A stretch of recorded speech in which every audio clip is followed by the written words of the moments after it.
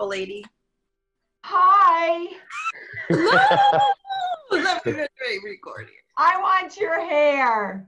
Oh, say okay that I can record. Okay. Okay. Hi. Hi, Dee. How are you? I'm good. I'm good. Technically challenged, but good. It's asking me one more time, please request permission from meeting host to let me record. Oh, from me? Yeah. Oh, what the heck? Turn me back to the host for a second. Let me see if I can do that. Sorry, Dee. Oh. We had this all set. Let me tell you, it's just kind of the way the whole day seems to, well, it's kind of the way the whole world is. You got to adapt or you go under these days. Yep. Tommy, that should be back in your, I think, back with where you're at, this whole thing. Dee, we tried a trial run earlier. It's recording now. Is yours recording too? Yeah. All right. It's the little victories. Dang. I know, right? So, yeah. So, how are you, Dee? I'm good. Good. I have to tell you, thank you for the session because shit's been changing. It's been really much. Things are really working at getting aligned. So, I just want to say yeah, you shift you get yourself back into alignment. The world responds. Yeah, that's good. So you remember Jim? I do. Jimmy, Jim and Jimmy. There we go. Not much has changed except I'm getting a little more wisdom in my beard. Yeah, I'm sure I am in my hair too, but I don't let it grow out enough to know. I know. I don't want wise hair. I want that hair. How long does it take you to do that hair? About 8 to 10 hours, but I only do Dear God. But I only do it twice a year, and it's with a friend, so we just have a great time. Yeah. Well, it's like a piece of art. And that's what I told her. It's like she's an artist. Like a stained glass hairdo. See, right.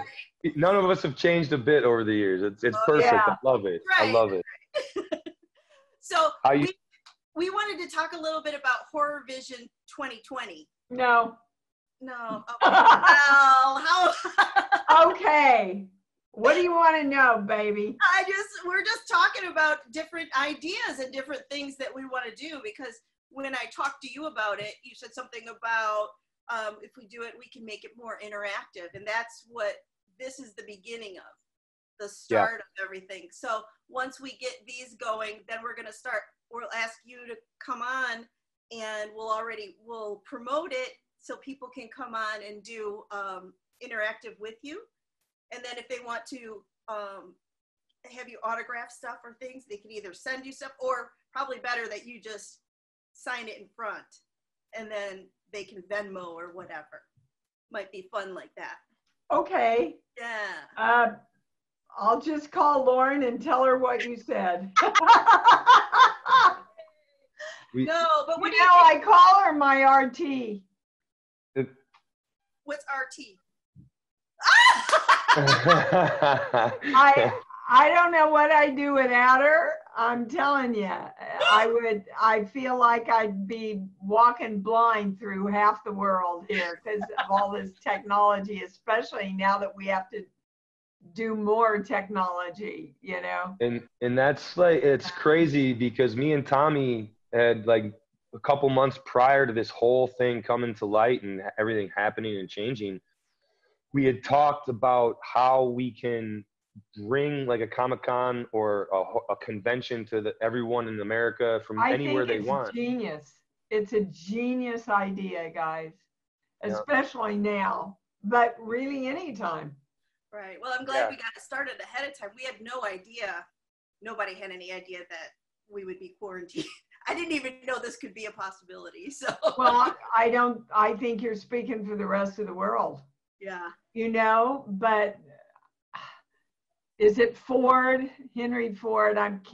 I can't even remember the quote, but you know, necessity is the mother of invention. Yeah.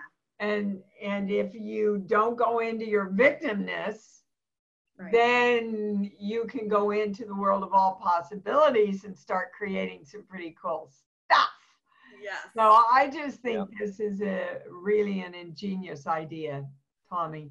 And it'll allow us to connect with our fans and vice versa, and you know, keep the energy going and the connection. It's just everybody wins. Yeah, that's exactly what we were trying to promote, because there's people overseas that couldn't come to our show before. So I'm like, you know, this would be really cool if we can do this. Yeah. We are working with a couple other people. If we don't get it onto a cable, was it like a cable channel, then we're going to do it ourselves through like Motor City Nightmares. You know, just which one is more advantageous for you? The television, because then we would get a regular check. Got it. And we would have to. What's that? I don't know what that is. I don't think I've had a regular check. Probably since I taught high school, which is like blah, blah, blah, years ago. Well, I think Jimmy had a couple questions for you, and we would just like you to, I wanted you to tell me some of those stories you told me before. Oh my God, they were so, about how you got started on the different things you had to do to get started, or that you decided to do. Well, how I got started, I'm from Kansas City. My mom was a secretary, but she was a beautiful actress in community theater. And she also directed and produced all of the religious plays at our church. So I started out as baby Jesus. That was my first part.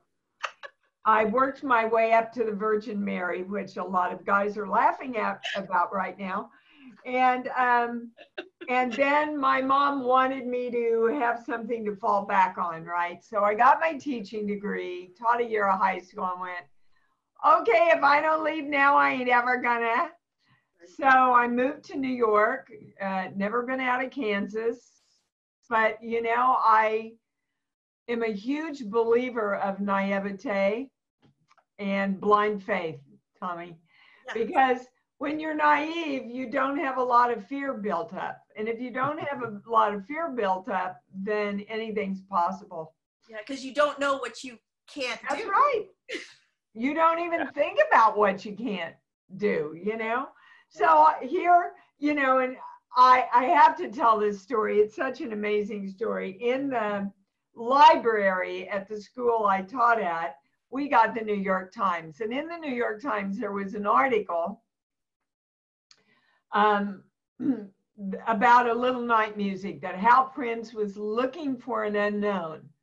So I wrote him the cheesiest letter, and I took a picture like that sitting on my bed. Oh my God, I wish I had that letter. I probably could sell it for a lot of money right now. And do you know, 3 weeks later, his secretary called me and said, Mr. Prince would like to fly you to New York to audition you. Because I went, oh, just think it, a new face from Kansas. And wow. Oh, cheesy. That's awesome. But hey, I got nothing to lose, right?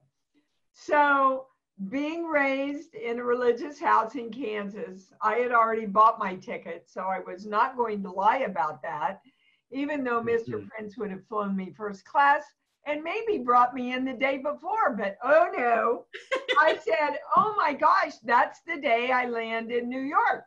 So the day I landed in New York, I had 2 big suitcases full of everything I owned pretty much. I took him to a cab driver and I said, can you take these to this address, please? Because I have to go to Rockefeller Center to audition for Helper. And they got there. They actually got there in New York. And I schlepped down to Rockefeller Center. I got down to the last 5 girls after the dancing and the acting. And then his assistant said, well, Mr. Prince would like to hear you sing now. And I went, oh, I didn't know we had to sing. And she looked at me and she said, well, dear, it is a musical. So the accompanist said, what key, honey? And I went, somewhere in the middle. And obviously did not get it, but I met so many gypsies and I found out where to study singing, and I found out, you know, Uta Hagen's studio was the place to study. And so that's one of my more favorite and famous stories about just trusting your instinct and going for it, right? So then cut to 2 years later, as I danced my way across America as a Kugel peanut in an industrial show for peanut butter. And I got out here and, you know, the first thing you wanted to do is meet the casting directors, but nobody could get on the lots.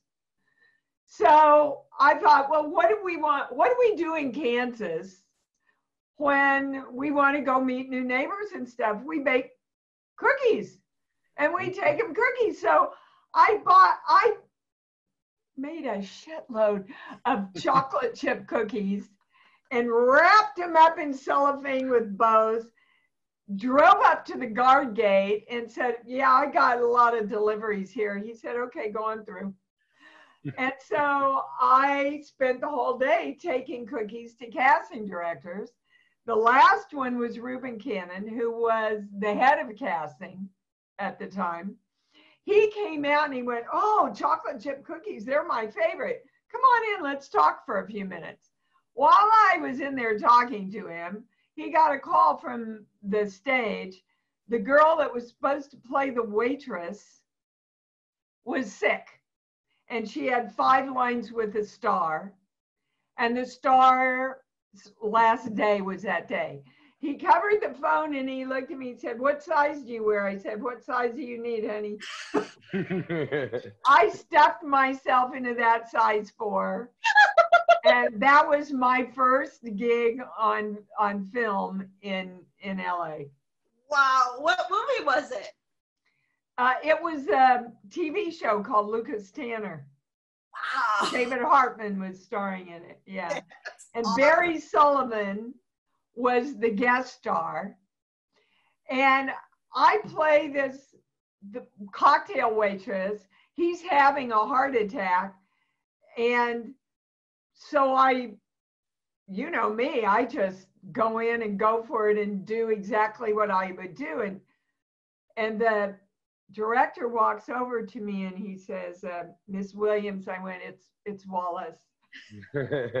And he said, Mr. Sullivan has requested that you don't touch him.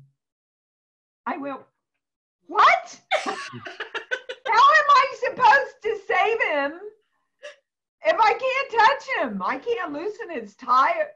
Well, you know, he's the star and that's just, and I'm going, dear God, do I want to frickin' do TV? I mean, this is crazy to me. So I thought, all right, I just have to play a dumb blonde then, because that's the only way I can justify. So I'm like going, oh my God, can somebody help me? I don't know what to do. And all, you know, and somehow I got in the 5 lines that I was supposed to say in all of it. But yeah, that was my introduction. And then I went right into being raped and opening in the opening of Streets of San Francisco. Yeah. Wow. So, birth by fire, right? yeah. Well, I kind of like it that way because I don't like to think a lot. I like to just jump in and be the character, you know? That's awesome. That's awesome. Go ahead and talk to her about the movies that you were talking about. Yeah, well, there's a few, but, you know, besides playing the iconic Jimmy Lidell's mother in Little Red Devil. We had a good time, didn't we? Which I was telling Tommy earlier, and I can't remember who we went out to eat with, But we finished the day and we went out with Al and some of the other producers, and we had that little tiny expensive dinner. And I think you must have I must have looked at you or something, because when we left, you said, you want to go grab a burger and a beer? You know, we went to that. I don't know, but we went with Al to the bar down the street instead and had a beer and like loosened up for a change instead of, which was that's awesome funny. for That sounds like me. Yeah. I mean, there are nights that I really like to get gussied up and go out for a really, that's the thing about being quarantined that's the hardest for me, is not being able to go out to dinner. Yeah. I like to do that. We go out 2 or 3 times a week. Sure are saving a lot of money though, Yeah. which is a good thing right now. Yes, right. Yeah, this thing's like changing the world. I mean, it's going to be a year before it even starts to get back to normal, I think. Who knows for real, but you know, as long as things get kind of. Thinking maybe the middle of July we'll just start moving back into some kind of normalcy. But I see a lot of really positive, great things coming out of this. Everybody's really getting in touch with how much they can't be by themselves. Yeah. How much we fill ourselves up with busyness. That we don't really care anything about, you know. You can see how creative people are getting, just like us doing this. Yeah. Right? It forces you to go into more possibilities, and that's a good thing. Yeah. It's bringing, for the first time, all the doctors in the world are working together. Finally, yes. Yeah. Wishing that I won't get political now. Okay, I know, I feel the same way. Is there anything? The pollution levels are going down so fast though. Yeah. Because no one's driving. Yeah, but if you watch the daily briefings, the bullshit's still up. Yeah. Yeah. What is there anything that you're doing like to kill the time with during this whole thing in particular? Know, I seem to be busier than I usually am. You know, I have a whole healing practice also where you could call me a life coach, but I'm really a clairaudient channel, and I channel for people and get into their energy, get into their business. Yes. And so I thought, well, how can I serve more that community? And so I rolled out private sessions for $100 a pop, which is an incredibly good deal. I'm writing monthly or daily inspirational things, emails to send out every morning. You know, so I'm always looking at what else I can create. You know, if I get up in the morning and I don't create anything, or I don't have any desire to create anything, it's kind of like bugs crawling all over me, you know. So I get up every day, I direct my day, I say, this is what I want today. So universe, give me this, and D, give me this. And then I set about doing things like this and connecting. I think I have 4 privates that I'm doing today for clients, 3 or 4 cameos that have come in to do. Yeah, yeah. And I've got a webinar coming up on literally how to create, because most people do not understand how to create. And I've done it with my health. I've done it with my money. It literally doubled my money in a year from doing some of the suggestions the channel gave us. Yeah, and that's my plan too. Yeah. Well, this is a good way. Me and Jim, yep. This is a good, really good start, Tommy. Good. Yeah. So has the new Critters come out yet? Oh, yeah. Okay, so Yeah, it's on, you can get it streaming, but it's also on Sci-Fi. Oh, okay. What was it? I mean, what was it like? You revisit, because that's like 20 years in the past, like in the, At like, least. yeah. No, I mean, like, how was it like revisiting Critters in the? Were you the same later- character? Well, yes, but I had a different name. And I didn't get the whole story here. Obviously, there was some legal BS going on. Oh. So Helen became Aunt Dee. But basically, the backstory is all the critters have taken out all of my family. I've become a bounty hunter, and I am one badass. Oh. So, you know, it was really fun for me to move out of a lot of the sweet grandma Christmas movie roles that I'd done at the end of the year last year, and really move into this ballbuster character. She was fun. Yeah.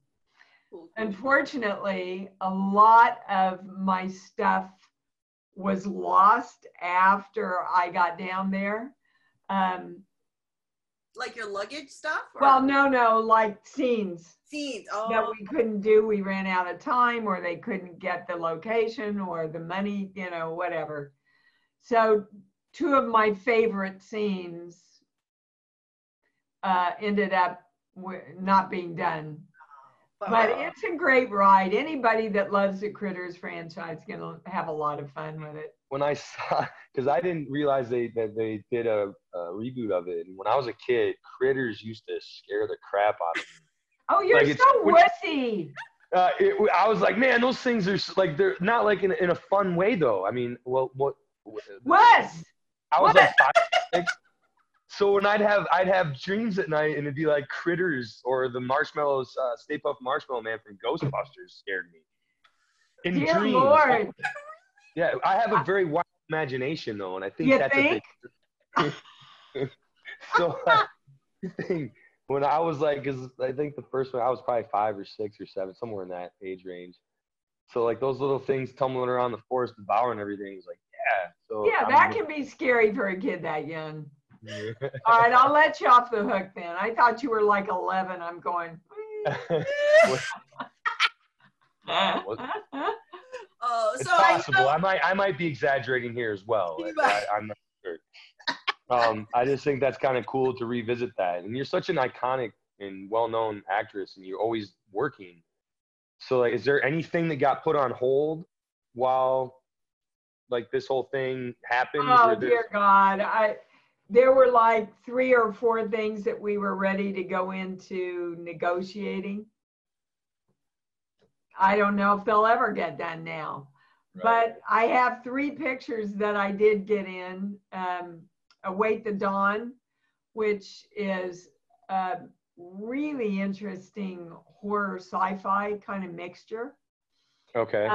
Fanboy 13, which I know anybody that follows horror, they already know about it from the internet and are following it religiously. And then a very interesting horror film called The Bewailing, which is kind of an insect-driven horror film, but not really. Insect-driven horror film? Yeah. Like, I love it with creatures. What was that one? Yeah. Fortunately, I never had to have any on me because you know how I am about that, Tommy. I'm not big into bugs. I don't think many people are. I'm not really big into bugs either. Yeah.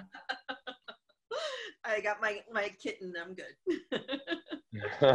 I got my doggy Freedom. She's my happy place. What about Gabrielle's book?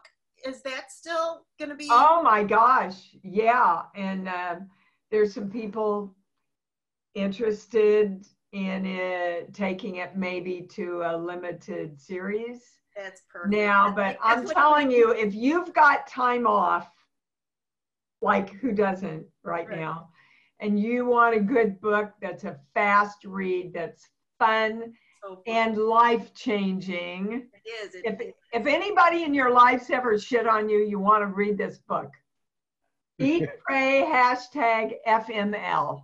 Gabrielle Stone, you can get it on Amazon. Yep. All right. It's awesome. Yeah. I read it right when I first got here, right after all this stuff with my personal life, and it got me through so many days. I called Great. her personally. But isn't it so much fun to read? It is, because she's just so real. You know what I mean? And Yeah. it's just so raw. And you're like, Yeah, the apple doesn't fall very far, Tommy. No, but I love her. I love her so much. Have you met Gabby? You have to meet Gabby. She's awesome. Yeah. Gabrielle. I'm sorry. Gabrielle. She'll rip me one if she hears me call her Gabby on a Okay, sorry, professional. Gabrielle. So what was it like working with Rob Zombie, dude? Oh, I love Rob. I love Rob. I love Sherry. This last, venture was so much fun because usually when I work for Rob, I don't get to work with Sherry. And all my stuff pretty much was with Sherry this time. And we just had a really good time. But Rob is that wonderful mixture for an actor of a director who's extremely talented, knows exactly what he wants, and trusts you to go wherever you want to go and that you're called to go to creatively. And for an actor, that's heaven, for me anyway. Yeah. And they're just the nicest people. Every morning, Sherry brings him his health food shake and his vitamins. They are the sweetest couple together. I just love both of them. So, and you never know what the hell's gonna happen. I actually had just booked NCIS and I was over doing wardrobe. And fortunately, both places were in the valley because it can take you hours to get anywhere. Yeah. And I got a call and they said, Rob needs you to come in and shoot something else this afternoon. Is it possible? I went, well, yeah, I'm finishing up here. Well, come on over as soon as you. I didn't know what I was doing. I didn't know what he wanted me. So they threw me in makeup and I got all made up and I went down and Rob said, okay, this is a continuation of the thing we did, blah, blah. And so you're walking back from blah, blah. And, and I don't want to give it away, but like everybody's dead and you come in and find them. All right, let's roll it. I'm going, hey, wait a minute. Let me at least get my channel open here. What the? I just kind of stood there for a minute and went, oh, I got it. And he went, yeah, I knew you would. All right, let's roll it. So it's a beautiful co-venture of seeing where your talent wants to take it. And then he'll go, all right, let's do it again. Save this, expand on that. It's freedom for an actor. And I just always love working with Rob. That's cool. Everyone wanted to know that. Yeah, interesting. Yeah. And it's not bullshit. I would tell you if I thought he was an asshole, but I really like him. I know you would. His movies are so fun. You'd be like, he's got this crazy thought process, but all of his movies are amazing. Yeah. He's got a good eye. Well, and it's his distinct stamp on everything. Yeah, and of which course, is why he likes to work solo and not so much through a studio. Studios, yeah. Yeah. Which that makes 100% sense. And you think? It's going that way anyway, right? It is kind of going so many independent films now, just because of the video on demand and everything else. Like the studios are only doing those big blockbusters anyway, for the most part. I mean, obviously they might do the marketing side, but yeah. I don't know. Well, unless they're doing some artsy-fartsy stuff. And right. Yeah. But It's a lot of fun. So I want to ask. Oh, go ahead, Tommy. I know it was your question for your mom, right? Oh God, no. Oh no, it wasn't. Come on. What does your mom want to know? The gift of Christmas. I think did you just shoot that one? The which one? Gift of Christmas, maybe? There's every other holiday. There's Christmas in Louisiana. Oh, that one maybe is what it was. Either way, my mom loves all of those movies. Like, she's just like. I do too. You have good taste, Mom. Yeah. They're feel good. They're feel good films. Yeah. They are. Both of those had so many talented people. Especially the last one that we did, Christmas in Louisiana, we're all on a text chain. So we all check in every once in a while with each other, and we're hoping to really get the company together again to do something. It was just Barry Bostwick and Jana Kramer. Oh, that's cool. Oh God, Barry and I love you Barry. know, he's played my husband or lover, I think, 4 or 5 times now over the years. He's the greatest guy. He is the sweetest guy and so talented and so lovely, real professional to work with, but just nice. Yeah. You know, it's just because he the was whole company was just he nice. was at this show either last time or time before. He was amazing. It was Yeah. so much fun. So much Yeah. fun. A gentleman. Yes. Was very he good. signing his tidy whities? Yep.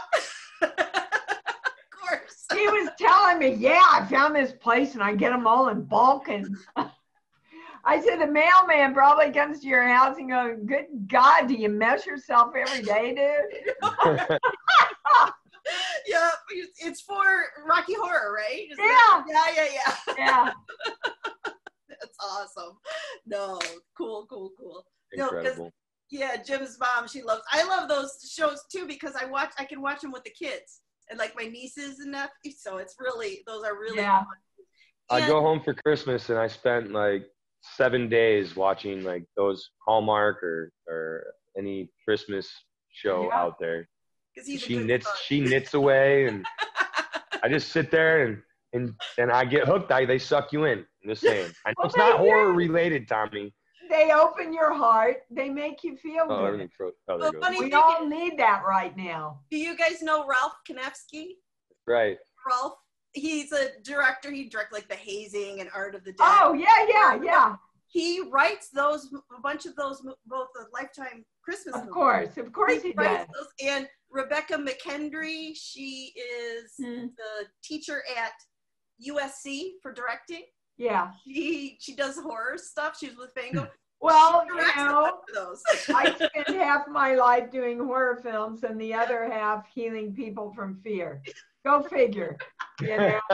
But the horror works for me. The horror thing's a safe scare, though. That's like a roller coaster. You know what I mean? People love that. Well, and you know, it's interesting. They've done a lot of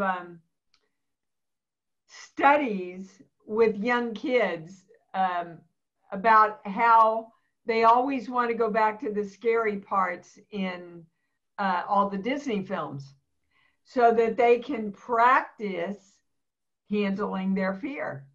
I remember, dear God, if we would watch Ariel every day. Yeah, and Gabrielle would sit there and go, Mommy, lady, get big again. Lady, get big again when Ursula,